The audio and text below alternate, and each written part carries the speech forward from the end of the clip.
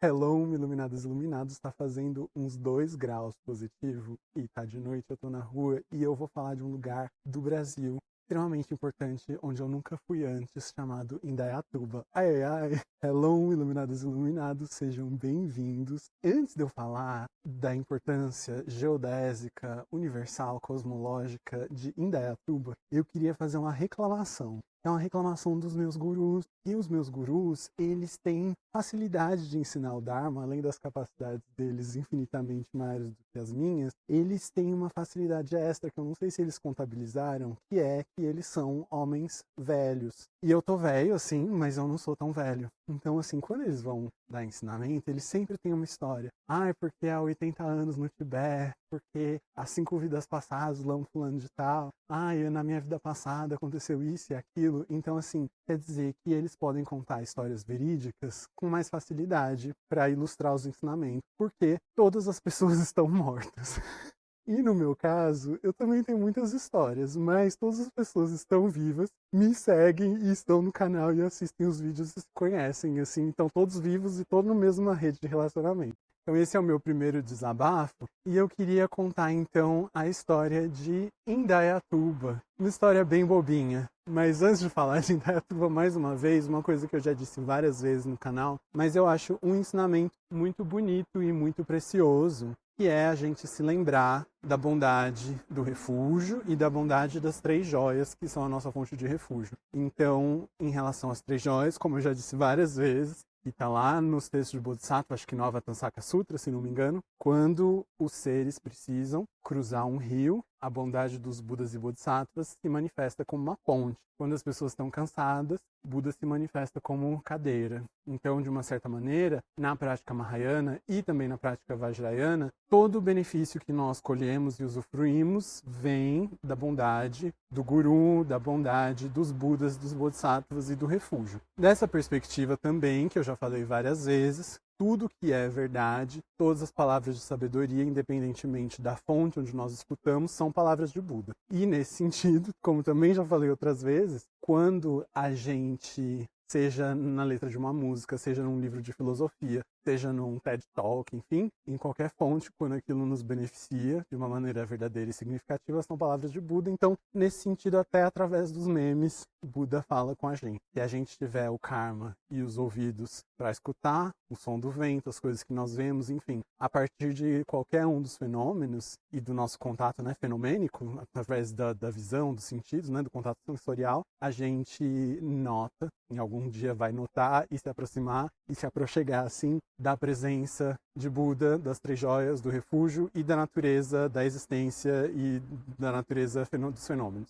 Então essa história que eu quero contar é bem bobinha, assim, de como o Buda falou um pouquinho no meu coração, que é a história de Indaiatuba. E talvez as pessoas, as testemunhas estejam assistindo, é só uma coisa fofinha, não tô tirando sarro, apesar de ser um pouquinho engraçado. Era uma vez,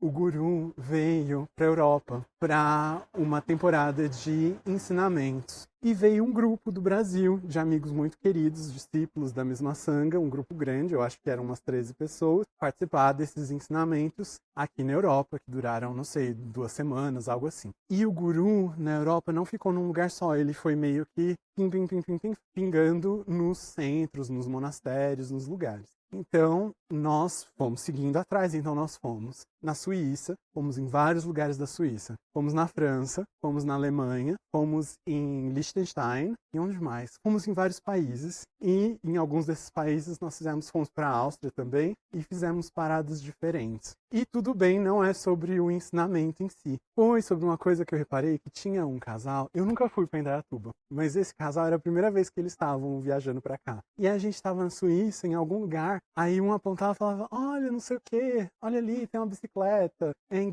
Indaiatuba. Aí a gente foi para a Alemanha, ai, não sei o que, isso daqui parece a orla do não sei o que de Indaiatuba. A gente foi pra França. Ah, não sei o que, olha, igualzinho, lembra não sei o que de Indaiatuba.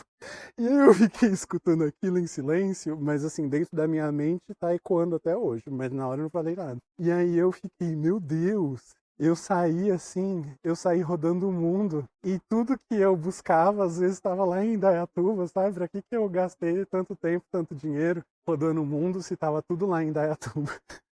Só uma piada. Mas, na verdade, o que eu fiquei pensando foi como a gente julga os fenômenos, a gente, né, o nosso ponto de observação é condicionado pelas experiências e pelas vivências que nós temos. Então, eu nunca fui em Indaiatuba, portanto, eu não vejo Indaiatuba na Suíça, na Áustria, na França, na Alemanha, enfim, em Liechtenstein. Quem já foi em Indaiatuba, que deve ser a sede do universo, onde tudo está ali disposto, vai enxergar em Indaiatuba, onde for. Então, isso também é um pouco parecido, né? Que diz que aquela música Siguro-chan, Maru-chan é tipo um sample de uma sinfonia do Beethoven, alguma coisa assim. Como é quem conheceu Beethoven vai ouvir Beethoven no Chan, e quem conhece o Chan vai falar, nossa, essa música parece com o Chan. Então é uma coisa meio bobinha, mas eu fiquei pensando nesse sentido, de como as nossas experiências de felicidade, tristeza, de esperança e desespero, como todas elas são condicionadas